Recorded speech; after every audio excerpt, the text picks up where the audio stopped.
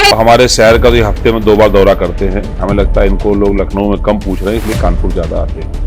Bharatiya Janata party की सरकार जवाबदेही सरकार है। भारतीय जनता पार्टी के तो में झूठ बोलना लिखा है। इनकी अपनी कोई ना योजना है, ना कोई अपनी योजना शुरू कर पाए, ना कोई शुरू करी योजना ये पूरी कर पाए। भारतीय जनता पार्टी पूरी झूठ का पुलिंदा है। चैनल में विज्ञापन देके, पेपरों में विज्ञापन देके अपना झूठा प्रचार कराने का भाजपा का काम है। 20 पेपर लीक हुए इनकी गवर्नमेंट में।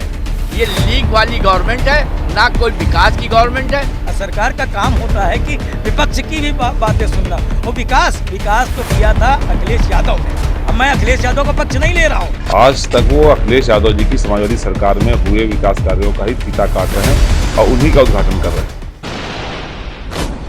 आरंभ है प्रचंड बोल मस्तकों के झुंड, आज जंग की घड़ी की तुम गुहार दो।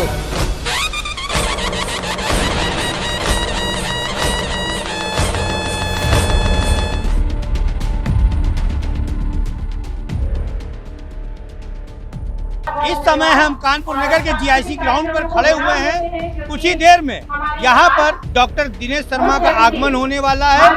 आज इस कार्यक्रम में डॉक्टर दिनेश शर्मा 710 करोड़ रुपए की परियोजनाओं का शिलान्यास करेंगे। इस समय हम पंडाल के अंदर आ चुके हैं, जैसा कि मैं आपको दिखा पा रहा हूँ। इसी मंच से डिप्टी सीएम 710 करोड़ रुपए की परियोजनाओं का शिलान्यास करने वाले हैं। डिप्टी सीएम थोड़ी देर में यहाँ पर पहुँचने वाले हैं। मंच को सजाया गया है। शनिवार को उत्तर प्रदेश के deputy CM doctor Dinesh Sharma Kanpur Nagar के दौरे पर थे। इस दौरान उन्होंने नगर के जीआईसी इंटर कॉलेज परिसर में पहुंच सबसे पहले दीप प्रज्वलित कर कार्यक्रम का आरंभ किया। इस दौरान उनके द्वारा प्रधानमंत्री शहरी आवास योजना समेत कई योजनाओं के लाभार्थियों को प्रमाण पत्र भी सौंपे गए। तत्पश्चात उनके द्वारा 7 करोड़ 10 लाख रुपए की परियोजनाओं का शिलान्यास भी किया गया। इस दौरान डॉक्टर दिनेश शर्मा विपक्षी दलों पर जमकर बरसे। आप खुद सुन लें। लोग ये सपा, ये बसपा, ये माकपा, ये भाकपा, ये कांग्रेस, सारे के सारे दल मिलकर आज एक ही नीति रखते हैं। किसी तरीके से योगी जी ना पावे, किसी तरीके से मोदी जी ना पावे। क्यों? ये विकास का काम करना अपराध था क्या? लोगों को नौकरी देना अपराध था क्या? महिलाओं और बहनों को छेड़ने वाले, उनका अपमान करने वालों को दंडित करना अपराध था क्या? इस प्रदेश में उद्योग लगाने के लिए रास्ता खोलना यह अपराध था क्या? 5-5, 6-6 एक्सप्रेसवे बनाना, रिवर्स कॉरिडोर लाना, 6-6 जगह पे मेट्रो को संचालित करना, आज विभिन्न प्रकार के पुलों का निर्माण, सड़कों का निर्माण, बिजली के कनेक्शन 18 से 22 घंटे गांवों में और 24 घंटे। आदित्यनाथ हैं, ये उन माफियाओं को, उन अराजक तत्वों को याद रखना चाहिए कि आज अगर किसी ने निरपराध लोगों को परेशान करने की कोशिश किया, हमारे व्यापारियों को परेशान करने की कोशिश किया, हमारी माताओं बहनों की तरफ आंख उठाने की कोशिश किया, तो कानून का डंडा चलेगा, कानून का शासन चलेगा और ऐसे माफियाओं का स्थान केवल जेल होगा। हाथों में कट्टा और बंदूक नहीं। पहले तो राज था कि कट्टा बना करते थे कुछ जगहों पर। अब तो लखनऊ में अब तो जो राइफल है, ऑटोमेटिक राइफल है, वो रूस की सहायता से बनने का कारखाना लग रहा है। जहां अवैध तमंचा बनते थे, वहां पर अवैध तमंचे की जगह अब ये राइफल बन रहे हैं। अब राफेल चल रहे हैं, राफेल के कारखाने लग रहे हैं। अब तो भारतवर्ष एक बदला हुआ भारतवर्ष है। ये वही भारतवर्ष है ना जब यहां के कभी हुआ करता था, हिंदुस्तान का प्रधानमंत्री जाते थे तो अमेरिका का राष्ट्रपति 2-2, 3-3 दिन तक समय होने के बावजूद उनको समय नहीं देते थे मिलने के लिए। ये वही भारत है कि नरेंद्र मोदी जी जब प्रधानमंत्री बनकर अमेरिका गए तो 1.25 लाख लोग राष्ट्रपति भवन व्हाइट हाउस के बाहर खड़े हुए मोदी मोदी मोदी मोदी कर रहे थे। आज तो मौसमी राम भक्त भी प्रकट हो रहे हैं। पहले तो हम जब कहते थे रामलला हम आएंगे, मंदिर वहीं बनाएंगे, तब ये चिल्लाते थे, बोलते थे तारीख नहीं बताएंगे। जब हम कहते थे धारा 370 हटाएंगे तो ये कहते थे गृह युद्ध हो जाएगा। किसी की हिम्मत नहीं है जो भारत में ऐसा कर दे, कश्मीर अलग हो जाएगा। डंके की चोट पर सीने को ठोक कर धारा 370 हटी और पतंगा ने पर नहीं मारा। रामलला विराजमान थे वहां पर। माननीय सुप्रीम कोर्ट के निर्देशों के बाद रामलला का भव्य मंदिर का निर्माण चल रहा है। हमारे मुख्यमंत्री के पिता पूज्य पिताजी भर्ती थे, उनको देखने नहीं गए, केवल कोरोना के लिए अपनी उत्तर प्रदेश की जनता का काम कर सके। उनके पिताजी की मृत्यु हो गई, वहां पर नहीं गए, वो बैठक करके जिलों जिलों का दौरा करते रहे, खुद संक्रमित हो गए, लेकिन आराम नहीं किया। हमेशा से जातिगत आधार पर यूपी का चुनाव लड़ा जाता है, लेकिन अब की बार हिंदू मुस्लिम के नाम के चुनाव लड़ा जाता है। आप विकास की बात नहीं करते, लेकिन आप पूरा चुनाव हिंदू मुस्लिम के नाम पर कहाँ अब तो मैं तो पूरा हमने विकास की बात नहीं करी। अब नहीं देखिए, सामान्य बात को आप लोग अगर दूसरी तरफ ले जा रहे हैं तो अलग बात है। बीजेपी का नारा ही है सबका साथ सबका विकास, और कुछ लोग जो है बाहर से आकर यहाँ पर उन्माद पैदा करना चाहते हैं। डिप्टी सीएम शहर से जा चुके हैं। डिप्टी सीएम ने अपने भाषण में विपक्षी दलों पर जमकर निशाना साधा था। अब चलते हैं शहर में जो विपक्षी दलों के नेता हैं, विधायक हैं, समाज सेवक हैं, उनसे जानते हैं कि डिप्टी सीएम ने कहाँ तक कितना सही कहा है और क्या वाकई में डिप्टी सीएम सही थे कि विपक्षी दल सही है। चलिए उनसे मिलते हैं। कानपुर में राजनीति का सबसे बड़ा अड्डा जो है वो है जागृति होटल। जागृति होटल चेतना चौराहे पर स्थित है और यहाँ पर जो नेतागण आते हैं, कभी वो मंत्री रहे या मंत्री हैं, बड़े बड़े नेता आते हैं। आज इस जगह पर हम आए हुए हैं क्योंकि डिप्टी सीएम जा चुके हैं शहर छोड़ करके, परंतु डिप्टी सीएम ने जो विपक्षी दलों पर निशाना साधा है, उसके बाद से जो विपक्षी दल के बड़े बड़े नेता हैं उनमें कहीं ना कहीं इस बात का आक्रोश दिख रहा है। उनका कहना है कि सरकार ने किया कुछ नहीं, लेकिन बस सिर्फ बड़े बड़े वादे कर रहे हैं। अब हम मिलते हैं आज कुछ वरिष्ठ नेताओं से, जैसे कि हमारे सामने हैं राष्ट्रीय लोकदल के प्रदेश प्रवक्ता श्री सुरेश गुप्ता जी। इनसे बात करते हैं, पूछते हैं कि इनका क्या कहना है। जो योगी सरकार के डिप्टी सीएम आकर के बड़े बड़े बयान दे गए हैं, वादे कर गए हैं, ये क्या कहना चाहते हैं, ये बताइए। गुप्ता जी, अभी डिप्टी सीएम आए थे और उन्होंने कहा कि हमारी सरकार बहुत अच्छा काम कर रही है और विपक्षी सिर्फ ट्विटर खेल रहे हैं और हमारी बुराइयां कर रहे हैं, तो इस पे आपका क्या कहना है? ये अच्छा काम कर रही है कि पेपर लीक हो रहे हैं। 20 पेपर लीक हुए इनकी गवर्नमेंट में। ये लीक वाली गवर्नमेंट है, ना कोई विकास की गवर्नमेंट है। आप पूरा शहर देख लीजिए, गड्ढे हैं। जहाँ पर कभी भी गड्ढे नहीं हुआ करते तो वहाँ भी गड्ढे हैं, उनको गड्ढे बनाने का काम नहीं हो रहा है। कुल मिलाकर ये गवर्नमेंट ने कोरोना, जीएसटी और नोटबंदी में जनता को मार दिया है, आम जनता मर गई है। जैसा कि इन्होंने बताया कि जो सरकार है इसमें पेपर बहुत तेज़ी से लीक हो रहे हैं। आइए हमारे साथ एक और नेताजी खड़े हुए हैं, इनका नाम जो है बंटी भैया है, बात करते हैं इनसे। बताइए बंटी भैया, इस समय जो है जो डिप्टी सीएम आए थे और उन्होंने बड़े बड़े वादे किए हैं और अपनी सरकार की जो है कई उपलब्धियां बताई हैं, उस पर आप क्या कहना चाहते हैं? कल आपके चैनल के माध्यम से जानकारी हुई कि डिप्टी सीएम कार्यक्रम संयोजक के ऊपर बहुत नाराज़ हुए कि अगर कुर्सियां खाली और भीड़ नहीं इकट्ठा कर सकते हो तो मुझे कार्यक्रम में मत बुलाया करो। क्योंकि जब भीड़ नहीं इकट्ठा हो रही है तो इसका संदेश साफ है कि जनता उनको पसंद नहीं कर रही है। उनको झूठे वादे करना, विज्ञापनों के माध्यम से चैनल में विज्ञापन देके, पेपरों में विज्ञापन देके अपना झूठा प्रचार कराने का भाजपा का काम है। इस 4.5 साल में भाजपा महंगाई आज चरम पे है, आज आम जनता त्रस्त है, बेरोजगारी चरम पे है, योगी सरकार वीक है और पेपर हर एक पेपर लीक है। तो आज जनता बहुत परेशान है। अभी पिछले दिनों में जब रैली मोदी जी की और अमित शाह की हुई तो बसों को लगा के सरकारी खजाने से पैसा निकाल कर और भीड़ बुलाई गई, फिर भी भीड़ नहीं इकट्ठी हो पाई। और अभी बुंदेलखंड का दौरा, पूर्वांचल का दौरा अखिलेश जी ने किया।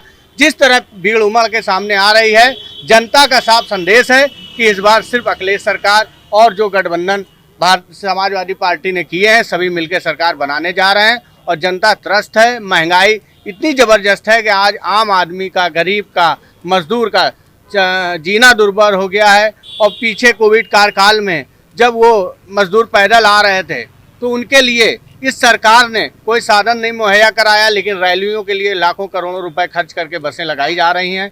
जनता जान चुकी है। अब जनता झूठे वादों में हिंदू मुसलमान, भारत पाकिस्तान, मंदिर मस्जिद में नहीं फंसने वाली है। अहम मुद्दे, विकास का मुद्दा, बेरोजगारी का मुद्दा, महंगाई के मुद्दे पे ये चुनाव होगा और ये सरकार जनता हटाएगी और अखिलेश यादव के साथ गठबंधन की सरकार लाएगी।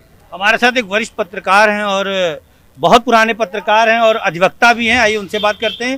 सैलू भैया नाम है इनका। सैलू भैया, आप बताइए, आप हट करके बताइए, क्योंकि आप अधिवक्ता भी हैं और वरिष्ठ पत्रकार हैं। आप क्या कहना चाहते हैं? अगर देखा जाए तो ओवरऑल जो सरकार की बात कही जाए, सिर्फ मोदी और योगी जी ने सिर्फ और सिर्फ वादे किए हैं, और वो जो वादे किए थे, वादे पूरे कैसे किए? कागजों में किए हैं। कागजों में सिर्फ और सिर्फ विज्ञापन के माध्यम से हजारों करोड़ रुपए विज्ञापन में बर्बाद कर दिए। और अगर कहा जाए तो जो पत्रकार होता है हमेशा सरकार की नाकामियां दिखाना होता है, करना होता है। सरकार अगर कहा जाए तो काम क्या किए?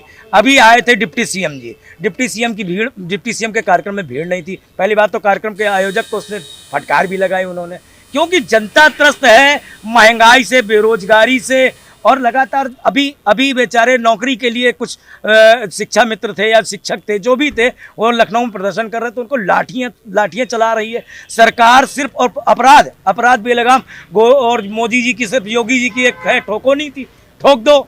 अरे कहीं अपराध कम हुआ? लगातार दलितों का उत्पीड़न हो रहा है, लगातार व्यापारियों का उत्पीड़न हो रहा है, रास्ते में लूट घसोट हो रही है। इसके अलावा देखा जाए सिर्फ और सिर्फ सरकार सिर्फ वादे कर रही है। और योगी जी ने तो ढूंढ के ब्राह्मणों के ऊपर, ब्राह्मणों के अत्याचार किए हैं ब्राह्मणों पे। और इसके अलावा कहा जाए सिर्फ ठाकुरवादी सरकार रही है ये। और सिर्फ पुलिस, इसमें प्रशासन और पुलिस को पूरा पावर दिया गया है कि जो हो दमन कर दो।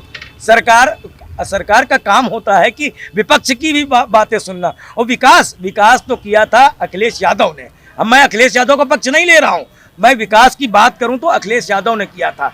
क्या सरकारें 55 साल, इसके बाद कहते हैं 55 साल में कुछ नहीं हुआ। 55 साल के पहले क्या था? बैलगाड़ी से लोग चलते थे, आज हवाई जहाज से देश चल रहा है। हवाई जहाज से एक आम आदमी भी चल रहा है। क्या मोदी जी ने सिर्फ 7 साल में चलवा दिया या योगी जी ने ये करके चला दिया? अरे यार, क्या आप आम जनता के पास जाके पूछो। और चुनाव आ गया तो साला फ्री में राशन बांट रहे हैं। पहले कोरोना काल में कितनी लाखों लोगों की मौत हुई है। अब सरकार को देखना चाहिए, लाखों लोग मरे और फिर से साला चुनाव के टाइम कोरोना की गाना शुरू कर दिया। सिर्फ और सिर्फ जनता को छला जाएगा। और जीएसटी, जिसका ये विरोध करते हैं तो वही लागू कर रहा है। आधार हो, जीएसटी हो, प्लस इसके अलावा भी किसानों के जो बिल थे वो कांग्रेस ला रही थी, तब दिक्कत थी। अपना ला रहे हैं तो दिक्कत नहीं है। क्या यार, झूठे वादे। और सिर्फ कांग्रेस की जितनी योजनाएं थी या सपा की जितनी, उसी में इम्प्लीमेंटेशन किया है। बाकी कहीं भी कोई भी अपनी योजना को धरातल पे नहीं ला पाए, क्योंकि सरकार चलाना भाजपा को नहीं आता है। ये जो डिप्टी सीएम हैं, ये केवल एक सरकार की नौकरी कर रहे हैं, इनको कोई अधिकार भी प्राप्त नहीं है। और हमारे शहर का तो ये हफ्ते में 2 बार दौरा करते हैं। हमें लगता है इनको लोग लखनऊ में कम पूछ रहे हैं, इसलिए कानपुर ज्यादा आते हैं। नकल माफियाओं में शिकंजा कसा, इतनी हंसी आई इसको सोच करके। यूपी टीटी के पेपर लीक होते लोगों ने अभी देखा है, और लाखों नौजवान पीड़ित है और दुखी है और सरकार से निराश हुआ है। अगर वो कहते हैं कि हमने विकास कार्य किए, तो आज 5 साल का सरकार का कार्यकाल पूरा होने जा रहा है और सरकार अपने शुरू करे हुए एक भी विकास कार्य पूरे नहीं कर पाई है। आज तक वो अखिलेश यादव जी की समाजवादी सरकार में हुए विकास कार्यों का ही फीता काट रहे हैं और उन्हीं का उद्घाटन कर रहे हैं। इनकी अपनी कोई ना योजना है, ना कोई अपनी योजना शुरू कर पाए, ना कोई शुरू करी हुई योजना ये पूरी कर पाए। आपने स्मार्ट सिटी का बहुत बड़ा तमाशा सुना होगा। आप कानपुर शहर में रहते हैं, नंबर 1 स्मार्ट सिटी का तमगा हम लोगों ने हासिल किया है। और यदि मैं आपसे पूछ दूं कि स्मार्ट सिटी के नाम पर कानपुर में क्या है, तो शायद आप भी कुछ बता नहीं पाएंगे। तो विकास में ये फिसड्डी है, कानून व्यवस्था के नाम पर ये जीरो हैं, अपराधों की झड़ी आई हुई है। और जब कोरोना काल की मौतें हम लोगों ने देखी हैं, जब घाटों पर लंबी लंबी लाइनें लगी हुई थी, लोग अंतिम संस्कार तक के लिए लाइन में लगे थे। पहले ऑक्सीजन की लाइन, फिर दवाओं की लाइन, उसके बाद ये अंतिम संस्कार तक की लाइन में लगे हुए थे। लोगों ने दुर्दशा को अपनी छाती पर झेला है और वो लोग सरकार को आने वाले समय में उचित जवाब देंगे। समय हम खड़े हुए हैं कानपुर नगर के शिवसेना के मंडल कार्यालय पर। आइए, जैसा कि हम आपको दिखा पा रहे हैं, इस समय हम शिवसेना के मंडल कार्यालय के अंदर आ चुके हैं। मंडल कार्यालय में एक आवश्यक बैठक अभी इनकी चल रही थी, शिव कुमार जी की। और जैसा कि आप देख पा रहे हैं कि सारे के सारे पदाधिकारीगण और जो सदस्य हैं वो बैठे हुए हैं। आइए हम बात करते हैं शिव कुमार जी से। डिप्टी सीएम ने जो विपक्ष पर निशाना साधा है, ये बताइए शिव कुमार जी, जो डिप्टी सीएम अभी आए थे यहाँ पर और उन्होंने विपक्षी दलों पर निशाना साधा और बताया कि 4.5 सालों में योगी सरकार ने काफी काम किए हैं, कोरोना काल में भी काम किए हैं, नकल माफियाओं पर नकेल कसी है, इसके बारे में आपका क्या? सर्वप्रथम आप जन एक्सप्रेस से है, आप धन्यवाद है आपका कि जनप्रतिनिधियों की आवाज तो पहुंचाने का काम कर रहे हैं। देखिए, भारतीय जनता पार्टी के तो ने में झूठ बोलना लिखा है। हमारी बात की जाए तो हमने 30 साल का साथ दिया, हमारे साथ चल किया है।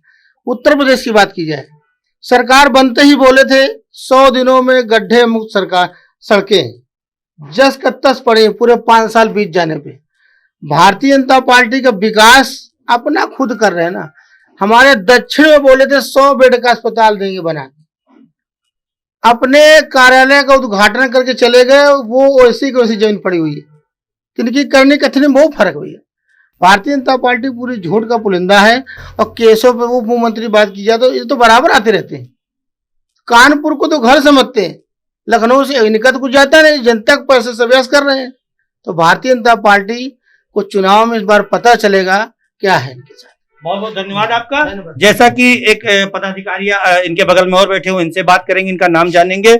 क्या नाम है आपका? नमस्कार, राजेश कुमार तिवारी, जिला अध्यक्ष शिवसेना कानपुर। क्या कहना चाहते हैं जो डिप्टी सीएम अभी बता करके गए कि लोग ट्विटर खेल रहे हैं, उनकी सरकार अच्छा काम कर रही है? जैसा कि हमारे प्रमुख जी ने बताया कि इनकी कथनी और करने में ऑलरेडी अंतर है, और ये जो ट्विटर और ये बताते हैं, इन्होंने खुद खेलने का काम किया है और दिखाया है लोगों को, और इनको इस चुनाव में जरूर इनके परिणाम नजर आ जाएंगे।